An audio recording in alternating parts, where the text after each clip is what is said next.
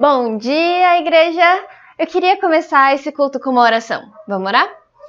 Obrigada a Deus por esse tempo que a gente pode estar aqui reunidos. Obrigada porque a gente pode estar diante do Senhor e por meio de Jesus a gente tem livre acesso ao Senhor.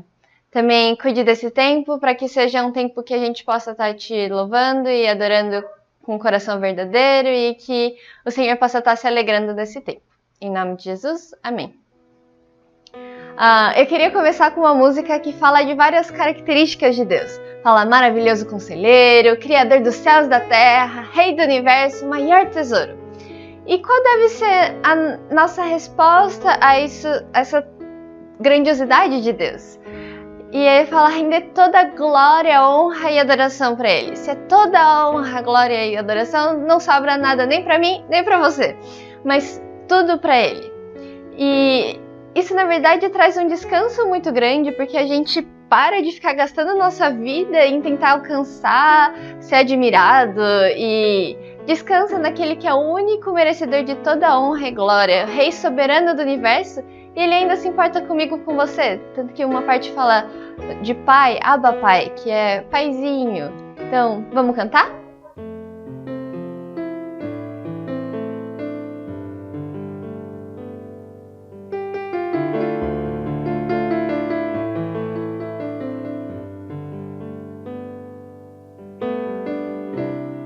Aqui está sentado no trono, reinando soberano. Seja a glória ao Rei do universo, autor da existência.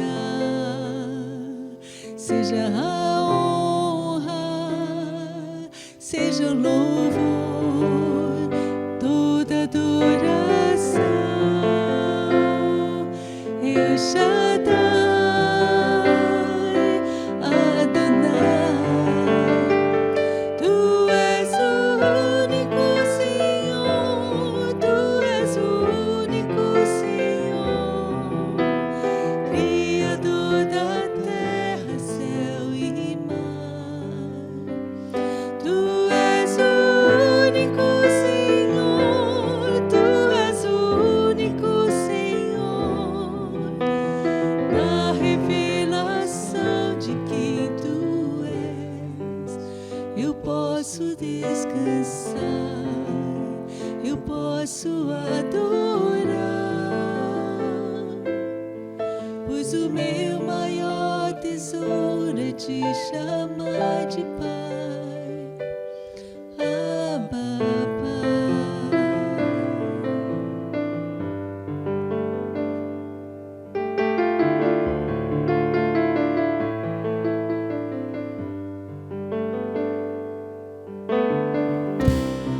Aqui está sentado no trono, reinando soberano. Seja a glória ao Rei do universo, autor da existência. Seja a honra, seja o louvor e toda adoração. El Shaddai, Adonai, Tu és o único Senhor, Tu és o único Senhor, Criador da terra, céu e mar. Tu és o único Senhor, Tu és o único Senhor, na revelação de quem Tu és. Eu posso descansar, eu posso adorar, pois o meu maior tesouro é te chamar de Pai. Abba,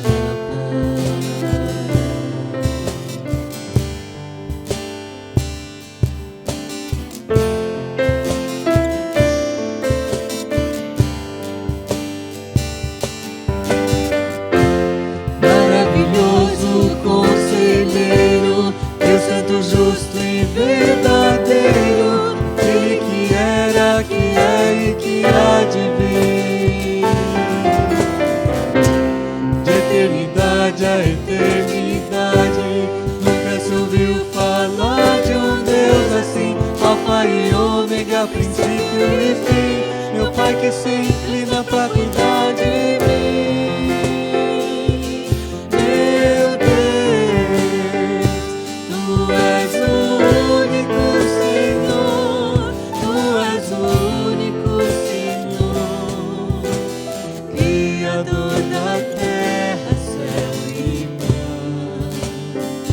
Tu és o único Senhor, Tu és o único Senhor, na revelação de quem Tu és. Eu posso descansar, eu posso adorar,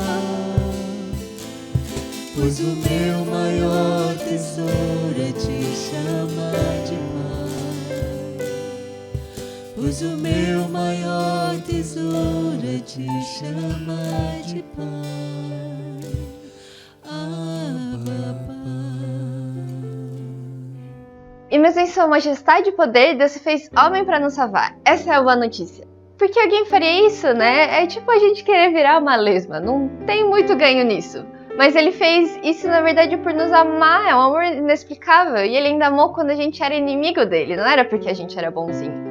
E eu gosto muito dessa música porque fala que a razão de tão grande amor foi mostrar que a minha vida tem valor. Que, na verdade, nosso valor está profundamente atrelado ao amor que Deus tem por nós. E não às nossas conquistas.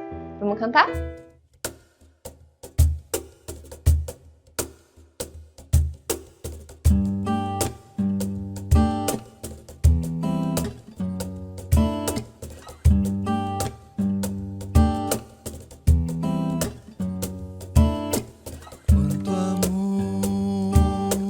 Quanto amor Ele tem por mim, quanta dor sofreu por mim por amor.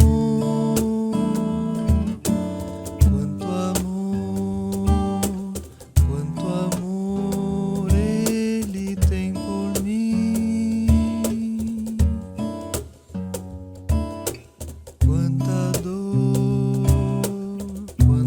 dor sofreu por mim por amor.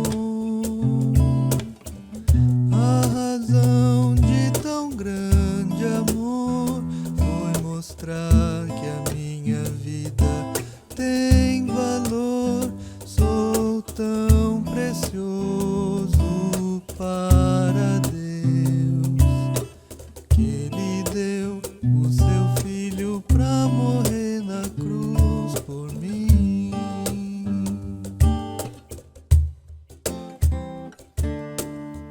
Oh Deus, te louvo pelo teu amor. Tu mudaste o meu interior e agora eu quero viver pra transmitir esse amor que vem de ti. Oh Deus, te louvo pelo teu amor.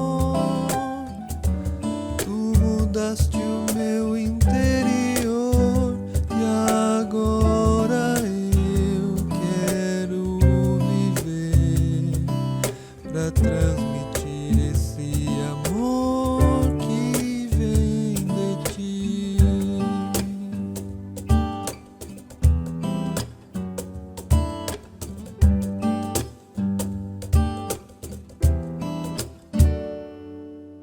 Queria ler um trecho de 1 João. Vamos ler junto?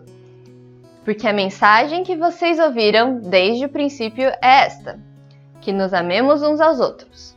Nisso conhecemos o amor, que Cristo deu a sua vida por nós. Portanto, também nós devemos dar a nossa vida pelos nossos irmãos. Ora, se alguém possui recursos deste mundo e vê seu irmão passar necessidade, mas fecha o coração para essa pessoa, como pode permanecer nele o amor de Deus? Filhinhos, não amemos de palavra nem de boca para fora, mas de fato e de verdade. O nosso amor pelos outros só é possível porque Cristo nos amou primeiro. E acho muito legal que esse trecho fala para a gente não amar de boca para fora, mas de fato e de verdade. E pensando nisso, eu queria lembrar dos nossos aniversariantes.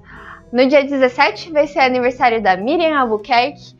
Dia 17 também, Ronaldo Carvalho. Dia 20, o Vitor Aracaki. Dia 21, tem a Karina Yoshida e o Natanael Lima. Dia 23, o Camilo Carvalho e o Fábio Takeda. Então, parabéns, que Deus abençoe e que a gente possa colocar o amor de Deus em prática na vida dessas pessoas em especial essa semana. E sabe quando você se sente muito amado? É muito legal, né? E é algo que a gente quer retribuir de alguma forma, mesmo que a gente não saiba muito como. E Deus é o grande artista que nos pintou como uma obra-prima e nem dando tudo que eu tenho de melhor estaria à altura de retribuir esse grande amor. E com esse coração eu queria te convidar a estar ofertando alegre, não por necessidade ou por qualquer outra coisa, por interesse, mas lembrar e saber que a gente é muito amado e com muita alegria a gente pode ofertar e cantar essa próxima música.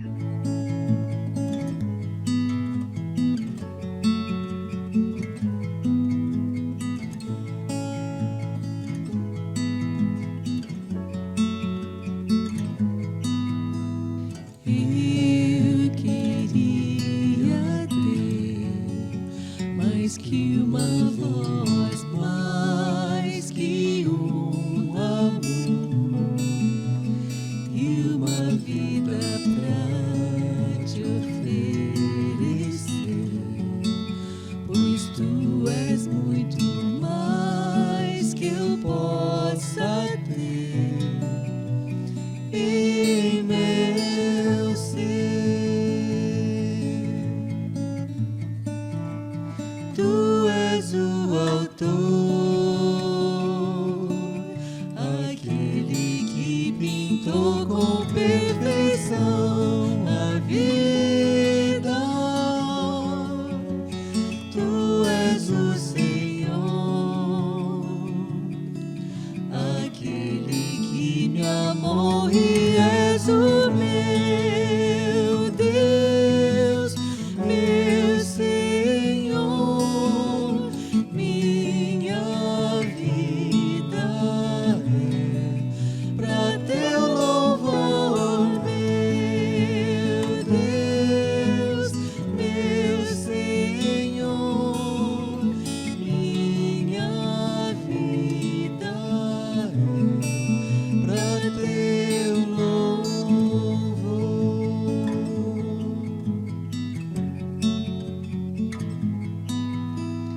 Eu queria ter mais que uma voz, mais que um amor e uma vida pra te oferecer,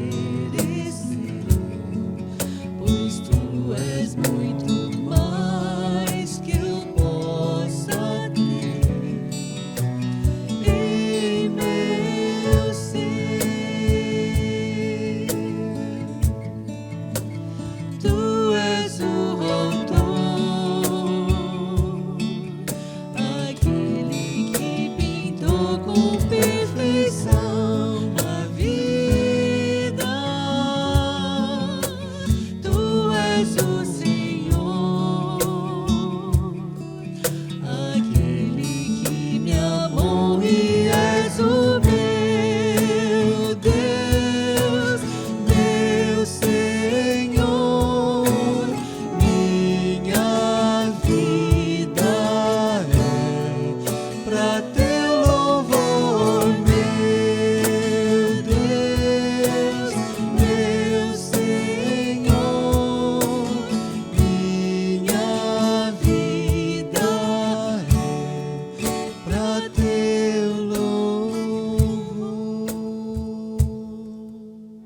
muito linda essa música que a gente cantou, né? Sobre entregar toda a nossa vida. E mesmo assim, o que a gente recebeu foi tão mais, né? E pensando um pouco agora no começo de ano, a gente tem planos, metas, sonhos. E eu queria te desafiar e me desafiar também a esse ano a gente ter como principal objetivo estar mais perto de Deus. Porque seja tempo bom ou ruim, que em cada passo que a gente der, a gente possa estar sendo mais parecido com Deus. Isso é muito bom porque Ele criou, pintou a gente e conhece profundamente o teu melhor plano. Quando a gente faz isso, todo o resto é secundário. Então que a gente possa estar cantando com alegria que mais perto quero estar.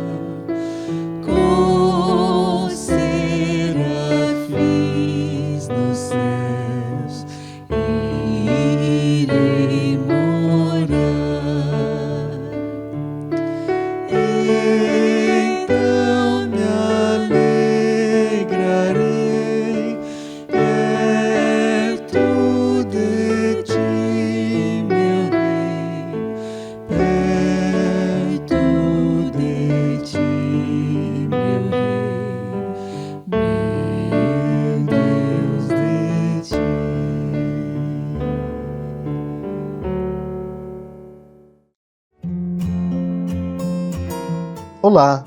Preste atenção nos avisos dessa semana. Participe da campanha Juntos em Oração.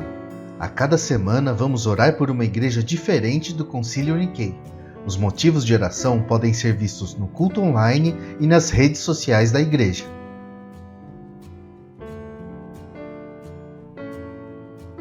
Toda terça-feira, às 8 horas da noite, temos um grupo de estudo bíblico online. Se você quer participar, entre em contato conosco pelo nosso WhatsApp. Nessa quarta, teremos uma palestra online sobre atividade física como promotora da saúde com a Isabel Hayashida. Faça a sua inscrição gratuitamente pelo link ou QR Code.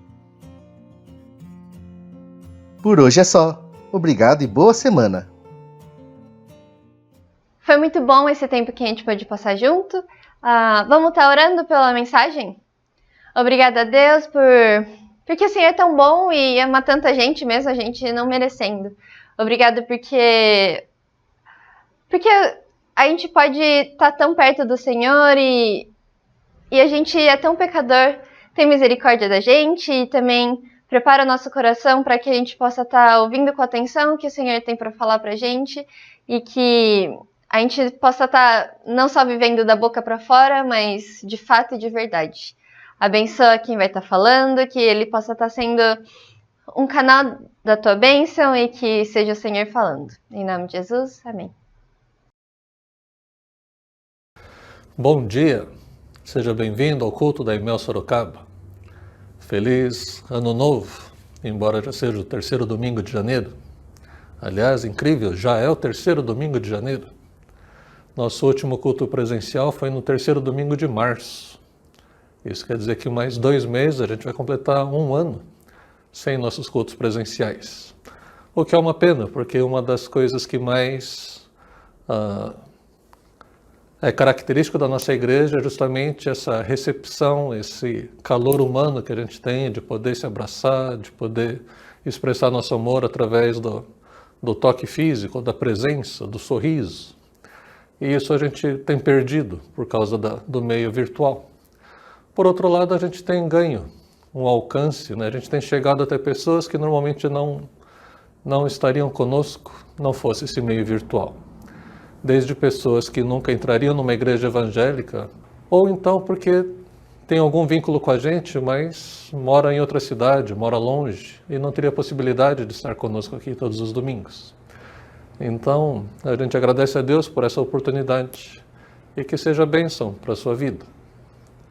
A gente está aqui hoje para falar sobre as dúvidas e o dom da fé. A gente vive um período cheio de dúvidas, na verdade. Dizem até ironicamente que se você não tem dúvida nenhuma é porque você não ouviu as explicações. Uma das frases conhecidas é aquele penso, logo existo, mas a palavra penso ali é o cogito. Eu duvido, né? Tenho dúvidas, por isso eu existo. Quando a gente não tem dúvida de nada, a gente vive um mundo meio alienado, meio sem o pé na realidade. Se você olha só para esse mundo, a gente pode entrar em desespero. Se a gente olha só para o alto, olha só para o céu, a gente perde o vínculo com o nosso mundo real. Mas, se nós mantemos o pé na realidade e olhamos para o alto, aí temos o equilíbrio, porque podemos ter fé e podemos passar por esses momentos de dúvidas e dificuldades, crendo que Deus está no controle de todas as coisas. A gente costuma pensar que as dúvidas nascem na nossa cabeça, mas será que é lá mesmo? Vamos ver o texto, eu queria que você lesse junto comigo, Lucas 24, do versículos 32 a 38. Vamos ler juntos. Perguntaram-se um ao outro: não estava queimando o nosso coração enquanto ele nos falava no caminho e nos expunha as Escrituras? Levantaram-se e voltaram imediatamente para Jerusalém. Ali encontraram os 11 e os que estavam com eles reunidos, que diziam: é verdade, o Senhor ressuscitou e apareceu a Simão. Então os dois contaram o que tinha acontecido no caminho e como Jesus fora reconhecido por eles quando partia o pão.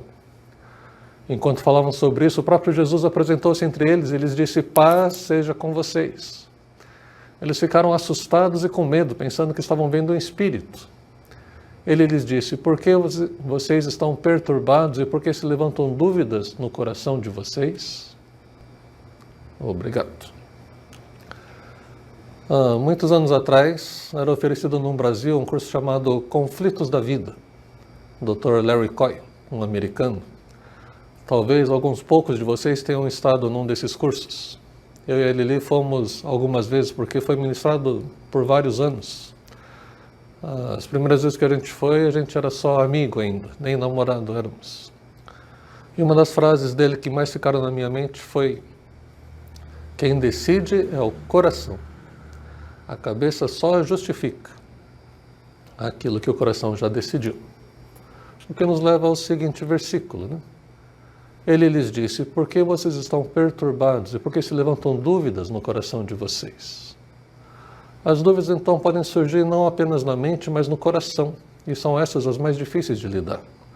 Porque não se resolve argumentando racionalmente contra dúvidas que não surgem na cabeça.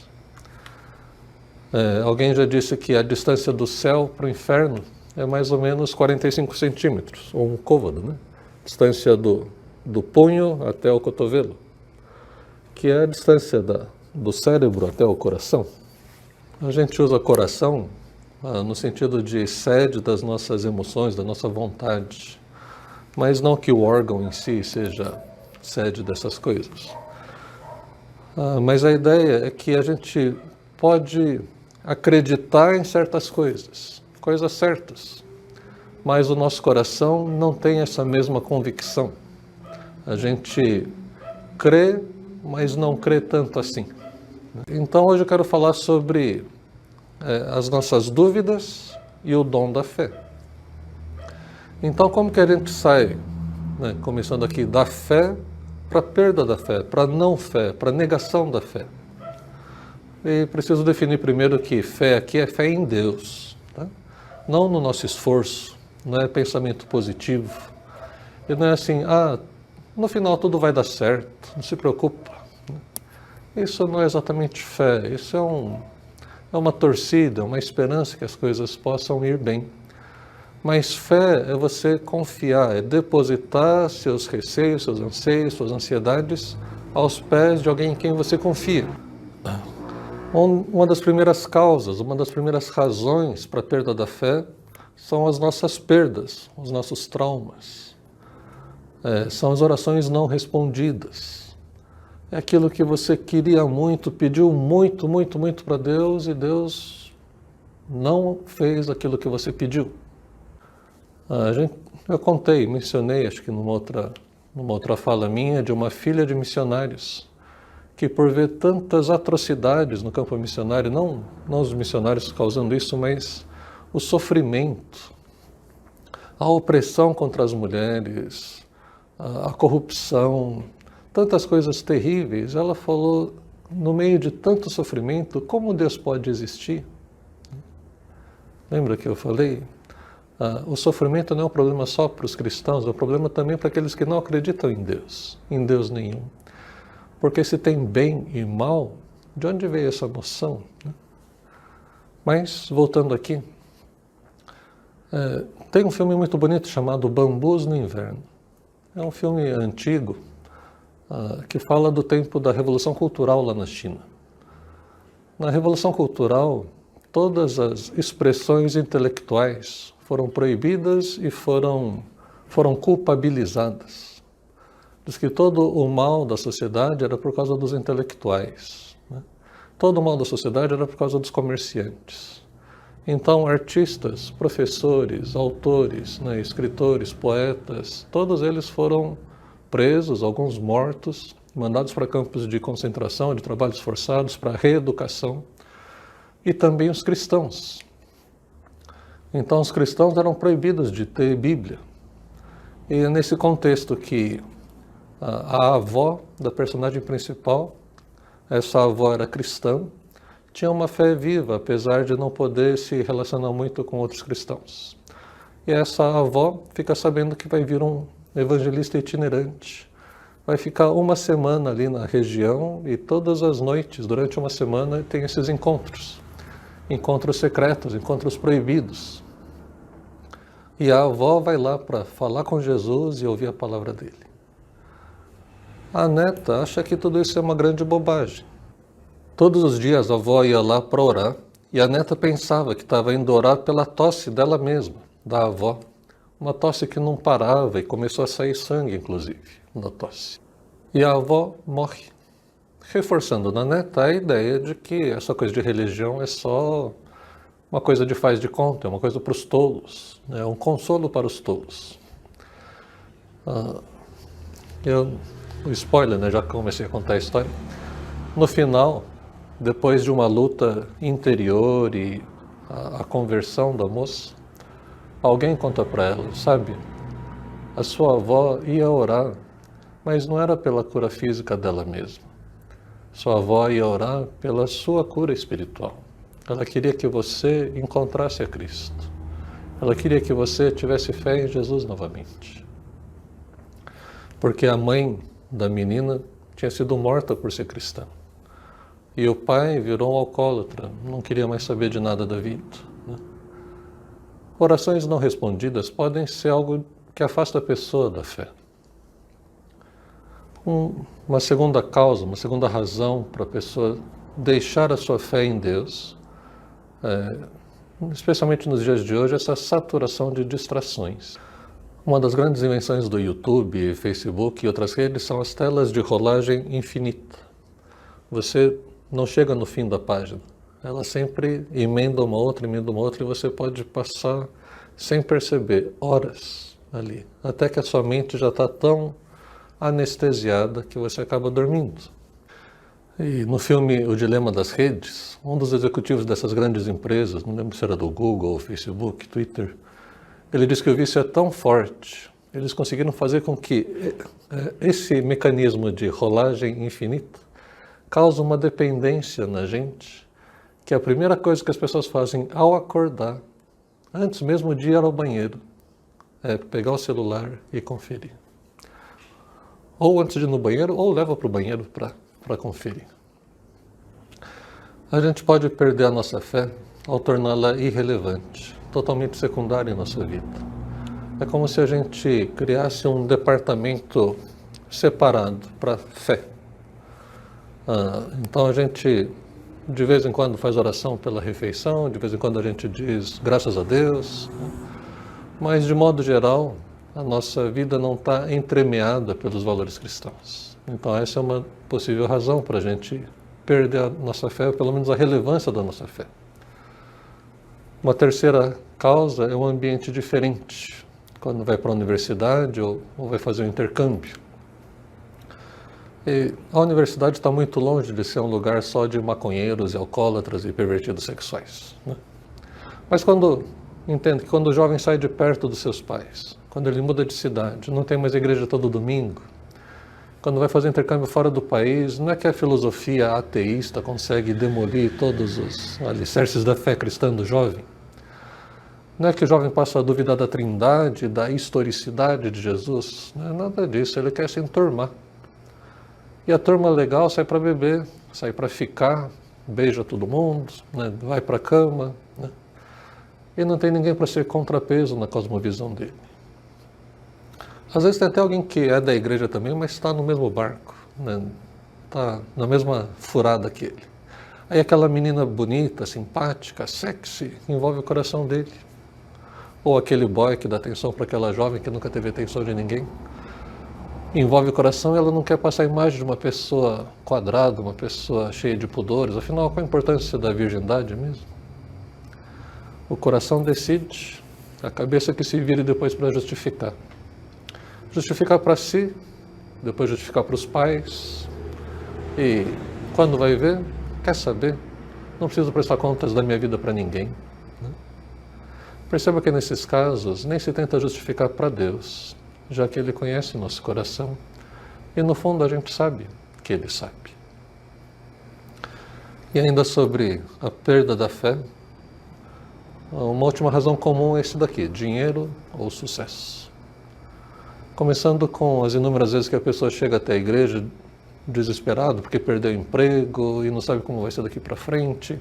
Começa a frequentar a igreja assiduamente, a igreja ora, ajuda nas necessidades imediatas, mas ela arruma um emprego e some. Nunca mais ninguém ouve falar dela. Quem teve uma infância e adolescência com restrições de consumo, mas o coração é consumista, quando começa a trabalhar dinheiro que ela nunca viu na vida, pode ser uma razão para o esfriamento da fé. Porque comprar certas coisas nos permitem acesso a um clube legal.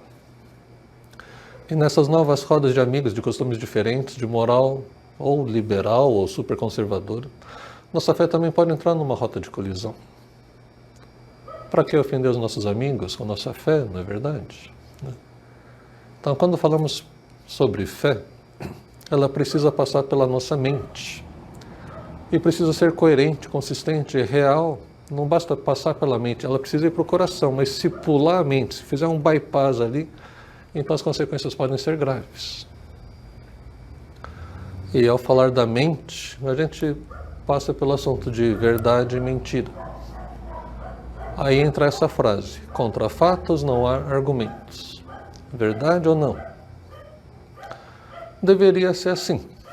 Parece que até não muito tempo atrás era só nomear o fato, mostrar a evidência e a pessoa desistiu do argumento falso dela. Mas hoje em dia está cada vez mais difícil essa parte. Justamente porque quem decide é o coração. O pessoal está dando um bypass, está fazendo um desvio, e aí não passa pela mente.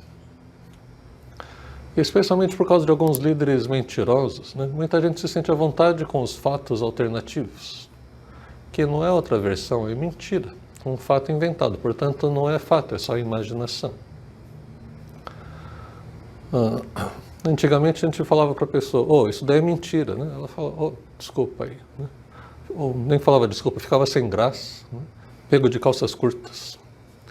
Hoje em dia, a pessoa toma iniciativa, né? Quando percebe que você está desconfiado, ela já diz assim: você está me chamando de mentiroso? E eu não gosto de pessoas que mentem, eu tenho um problema com essa coisa de quererem me enganar, né? Quantos aqui já ouviram falar do Pizzagate? O gate é por causa do Watergate, né? Um escândalo que levou à renúncia do presidente Nixon lá nos Estados Unidos. Pizzagate foi uma fake news impressionante. Inventaram lá que uma rede de políticos de um dos partidos se encontrava para fazer coisas, né, orgias sexuais, rituais satânicos. E a sede desse movimento era uma pizzaria. E isso foi replicado milhões e milhões e milhões e milhões de vezes. E quem estava ali vendo só no seu mundo, com aquele monte de informação, e outro vem e reforça aquela informação, e vem outro e reforça, o pessoal tinha certeza que isso era verdade. Um homem, pai de família, pai de duas meninas, deixou sua esposa e filhas e foi todo armado, como se fosse o Rambo, vários fuzis automáticos, e foi lá para acabar com aquela sem-vergonhice. Então ele foi completamente armado, cheio de munição, entrou na pizzaria, pediu para todos os clientes saírem, então os velhinhos, as famílias, todos saíram. Ele falou: quero só os funcionários aqui e vocês vão me mostrar o porão, porque eu vi no YouTube, ou eu vi no Reddit, tem um monte dessas redes alternativas, 4chan, 8chan. Eu quero ver o lugar onde é feito os sacrifícios humanos. E o pessoal falou: mas aqui não tem sótão, aliás, não tem porão. Ele falava: tem sim, você vai lá e vai me levar até lá. O pessoal abriu todas as portas. Um dos armários que ele tinha certeza que tinha uma escada, ele abriu lá, não tinha nada, é só chão. Não tem porão. E aí, né, nesse meio tempo, chamaram a polícia toda cercou ali a pizzaria. E frustrado, esse homem, pai de família, que foi lá, sabendo do risco que ele corria de ser preso, até de ser morto, né? Então ele sai, entrega, né, e está preso até hoje, né, por sequestro, por ameaça de morte, né, porque ele acreditou numa grande fake news, numa grande mentira. Falando dos Estados Unidos, aqui tem o negócio do kit gay, né? Tem gente que tem certeza absoluta que isso existe. né, que existiu, que tem uma amiga que é professora que mostrou, é tudo mentira. Né? Quando se mostra um fato que desmente ou desmonta o argumento, a pessoa, o grupo, pode se voltar contra a pessoa que mostrou o fato, ou até contra o fato em si. Aconteceu com Jesus e Lázaro. Lázaro ressuscitou. Sim ou não? Aqui eu quero ajudar a pensar criticamente. E aí quero que você entenda que Lázaro ressuscitou só pode ser sim ou não. Não pode ser talvez, não pode ser depende. Né? Eu queria que você fizesse esse papel de detetive, de advogado, de engenheiro, de médico, de alguém que analisa os fatos para ver se faz sentido essa história. Lázaro ressuscitou. E veio muita gente para ver o Lázaro, ele virou atração. Ele ficou morto por pelo menos 3 dias, talvez 4, porque ele foi ressuscitado ao 4º dia. A multidão viu e a notícia se espalhou. E esse foi o início do processo contra Jesus. Ali foi a gota d'água, depois disso mataram Jesus. Né? O que você perguntaria para alguém que esteve morto por mais de 72 horas e ressuscitou depois? Sei lá, eu imagino que foi assim, conta pra gente como foi. Você sentiu que estava morrendo? Morrer, a gente sente dor ou você simplesmente é como se fosse um desmaiar ou dormir? E depois quando a gente ressuscita, como que foi para você? Você sentiu que o corpo estava voltando ou você estava fora, entrou? Né? Aí imagina o Lázaro, toda imaginação aqui, tá? Mas faz sentido. Aí Lázaro diz, a parte inicial aí que vocês estão falando da minha morte, eu não vivi pessoalmente, especialmente porque eu estava morto, né? Mas me contaram que Jesus chegou e ao ver minhas irmãs chorando, ele também chorou. Eu sabia que Jesus gostava da gente, mas foi especial saber disso, ele chorou por mim. A única parte que eu sei de primeira mão, diz o Lázaro, é que ouvi Jesus chamando meu nome, porque ele estava gritando, Lázaro, Lázaro, sai daí. Né? E eu fui do jeito que dava. Não sei se vocês conhecem como que é o costume aqui, a gente não usa caixão. A gente enrola usando ervas aromáticas, então fica como se fosse uma múmia. E Jesus me chamando, eu dei um jeito, deitei de um lado e fui pulandinho, né, como dizem em Sorocaba.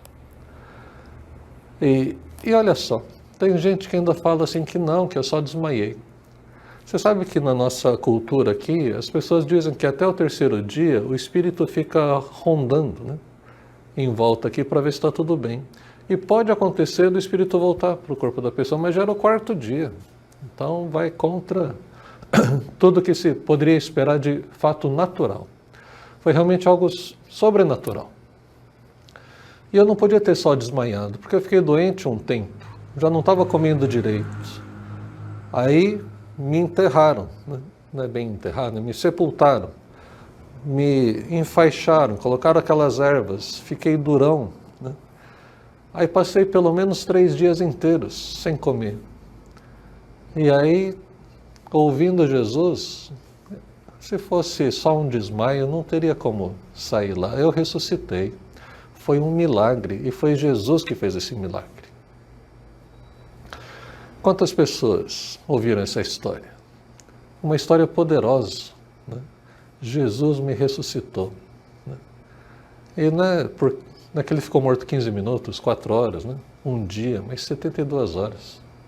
E conseguiu sair pulando. Isso nunca aconteceu. Então Jesus é o Messias. Jesus ressuscitou Lázaro. E muitos judeus falam que multidões começaram a crer em Jesus por causa da ressurreição de Lázaro. Muitos dos judeus que tinham vindo visitar Maria, vendo o que Jesus fizera, creram neles, durante a ressurreição. Né?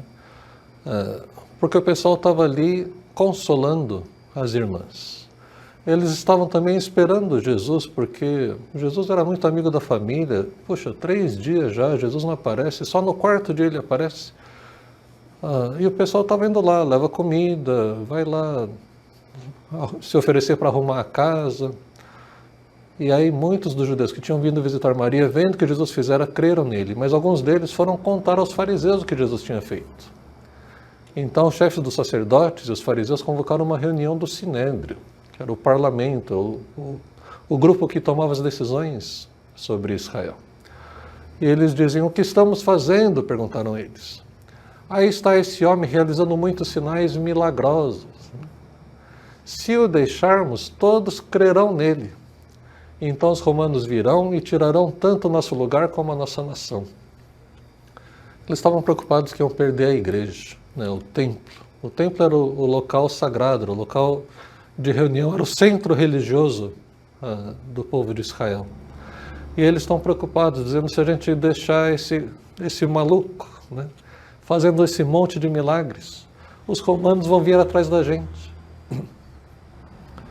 Por que você acha que isso ia acontecer? Não tem nada a ver, né? Tem alguns argumentos que você fala: o que tem a ver? Se todo mundo seguisse Jesus, então por que os romanos... Mas esse era o medo. Quando a gente está com medo, a gente acaba soltando, deixando escapar aquilo que é o centro da vida, né? E ali eles revelaram: o nosso medo é perder o nosso centro religioso. O nosso medo é perder o lugar onde somos importantes. O nosso medo é perder o poder da nossa nação. Não sei se tanto da nação, mas porque nós somos os governantes dessa nação. No capítulo seguinte, João 12, versículo 9, isso daqui já é depois da ressurreição de Lázaro. Enquanto isso, uma grande multidão de judeus, ao descobrir que Jesus estava ali, veio não apenas por causa de Jesus, mas também para ver Lázaro, a quem ele ressuscitara dos mortos. Assim, os chefes dos sacerdotes fizeram planos para matar também Lázaro, pois por causa dele, muitos estavam se afastando dos judeus e crendo em Jesus. Entenderam o tamanho da encrenca? Então, quando confrontados por alguns fariseus em outra situação, quando Jesus foi confrontado por fariseus em outra situação, ele diz assim: pior do que o cego é aquele que não quer enxergar. As fake news sempre existiram. E pessoas que são contra a verdade também sempre existiram. Esses que estavam liderando os judeus na época, eles eram contra a verdade. Paulo vai dizer lá em Romanos 1 também que o que se pode conhecer de Deus se conhece através da natureza, né? O seu poder, a sua majestade, o controle sobre todas as coisas. Mas algumas pessoas, elas ficam de intermediárias entre Deus e os homens. E esses intermediários, eles inventam outras coisas, eles proíbem, eles impedem que as pessoas conheçam a verdade. Voltando ao contrafatos não argumentos, além da ressurreição de Lázaro, a gente tem a ressurreição de Jesus. E usando o mesmo raciocínio, você consegue avaliar a ressurreição de Jesus?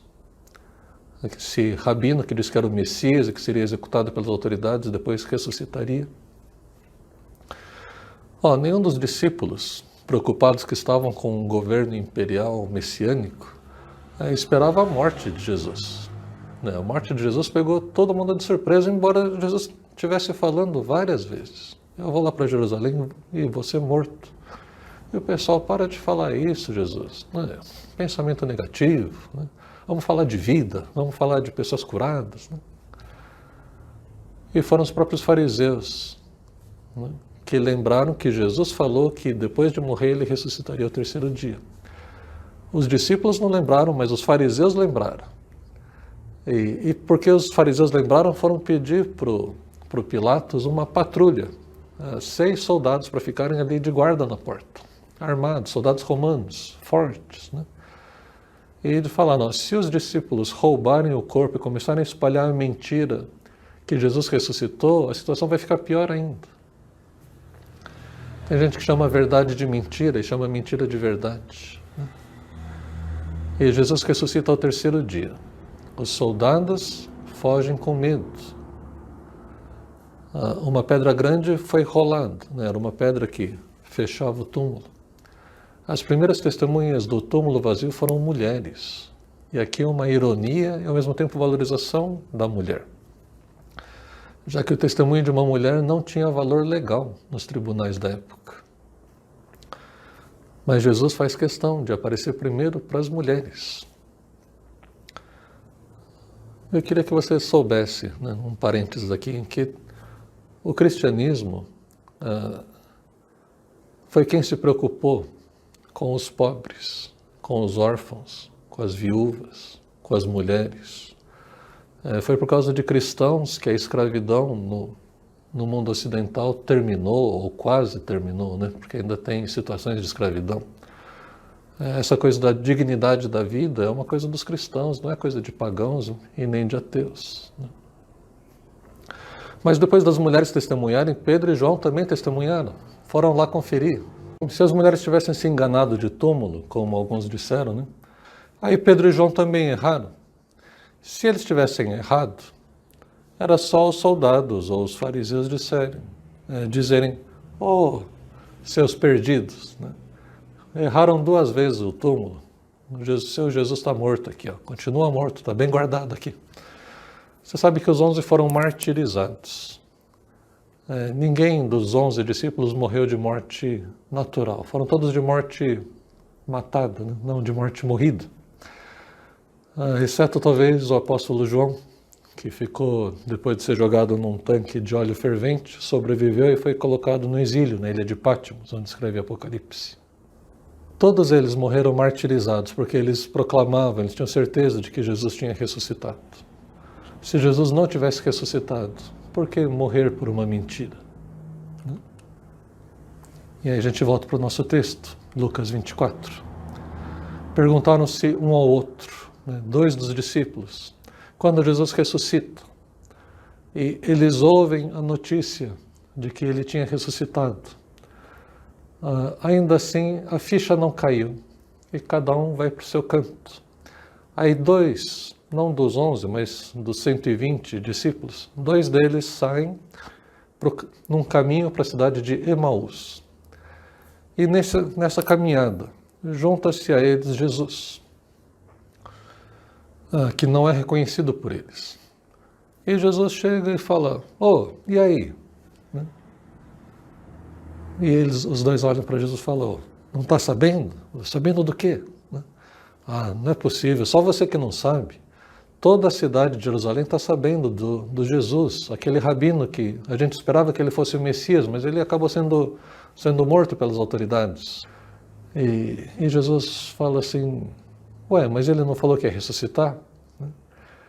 E aí, né, que a conversa é imaginária, né? E aí eles dizem, não, mas as mulheres foram lá no túmulo e falaram que Jesus ressuscitou. E depois Pedro e João também foram lá e falaram que ele ressuscitou. Aliás, não viram Jesus, mas falaram que o túmulo estava vazio. E eles ficam nessa conversa e Jesus deve ter citado, lembra, quando Jesus estava lá na cruz, ele não disse, Deus meu, por que me desamparaste? Isso daí não está no Salmo 22? Não é o cumprimento de uma promessa? E quando ele pede para molhar os lábios dele com vinagre, será que isso também não cumpre outra promessa? E quando o soldado espeta uma lança, e aí Jesus foi encadeando vários trechos dos Salmos, de Isaías, de Jeremias, de Daniel, de Ezequiel, para mostrar que tudo aquilo que tinha acontecido com o Messias já era previsto, já era profetizado com antecedência. E aí os 2 discípulos de Jesus chegam numa hospedaria, e na hospedaria, na hora da refeição, Jesus pega o pão, agradece e parte o pão. E no que parte o pão, os discípulos reconhecem Jesus. E assim que reconhecem Jesus, Jesus desaparece, né? E aí eles dizem essa frase aqui no versículo 32. Não estava queimando o nosso coração enquanto ele nos falava no caminho, nos expunha as Escrituras? Aí, assim que Jesus some, eles também se levantam e voltam imediatamente para Jerusalém. Ali encontraram os 11 e os que estavam com ele reunidos, que diziam, é verdade, o Senhor ressuscitou e apareceu a Simão Pedro. Então esses 2 contaram o que tinha acontecido no caminho e como Jesus fora reconhecido por eles quando partiu o pão. Enquanto estavam contando ainda a história, o próprio Jesus apresentou-se entre eles e lhes disse, paz seja com vocês. E aí eles ficam assustados e com medo, pensando que estavam vendo um fantasma, um espírito. E Jesus lhes diz, por que vocês estão perturbados e por que se levantam dúvidas no coração de vocês? Às vezes é difícil a gente colocar todos esses fatos no mesmo ambiente. Você consegue imaginar? Os dois discípulos, tendo encontrado com Jesus, reconhecido Jesus ressurreto, eles voltam para Jerusalém e procuram os outros discípulos. E ali a conversa é justamente esse assunto. Jesus ressuscitou, apareceu para o Simão, né? As mulheres viram, né? Maria Madalena também viu. Aí os dois que chegaram ali falam, não, a gente também viu. A gente estava assim, a gente foi conversando, a gente não reconheceu de início, mas aí quando a gente estava lá, aí Jesus partiu o pão. E quando eles estão contando isso, aparece Jesus. E o mais interessante, em vez de ficar contente, eles tomam um susto. Né? O que aconteceu? Né? Jesus falou, calma, né? Tenham paz, não tenha medo. Sou eu. Por que vocês estão perturbados e por que se levantam dúvidas no coração de vocês? Essa é uma pergunta que a gente precisa fazer de tempos em tempos. Porque esses eram os discípulos. Esses viram Jesus ressuscitado. E ainda assim estavam com medo, assustados e com dúvidas no coração. Talvez você tenha dúvidas. Eu acredito em Jesus, acredito que Ele ressuscitou, mas se Ele aparecer aqui, você toma um susto também e fala, será que Ele veio me buscar? Será que eu estou preparado para ir para o céu agora?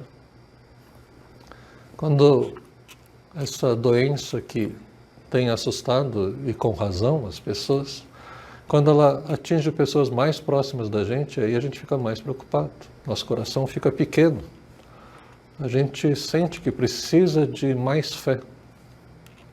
E talvez seja esse tipo de dúvida que a gente precisa combater. Deus, eu preciso do dom da fé. Eu não quero ficar com dúvida que o Senhor está no controle de todas as coisas. Eu não quero ficar com dúvida de que o Senhor ressuscitou e que por causa disso eu também vou ressuscitar. Eu não quero ter dúvidas de que a minha única esperança na vida e na morte é que eu pertenço de corpo e alma, na vida e na morte, a Deus e ao Senhor Jesus Cristo. Como que a gente sai da dúvida para a fé? Talvez justamente ao ver as dificuldades, as crises, os traumas desse mundo, a gente precise buscar alguém que seja maior do que a gente. Entenda que a razão pode alcançar as verdades, mas sem fé, a nossa mente só vai reter as verdades enquanto Satanás permitir. Porque não existe nada que a gente não possa crer ou descrer.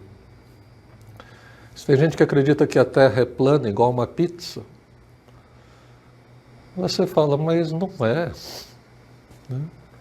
Aí você explica para a pessoa, agora são 10h30, 11 horas. Você conhece alguém lá no Japão? Ou procura no Google, vê que horas que é lá em Tóquio agora. Lá é 10h30, 11 horas da noite.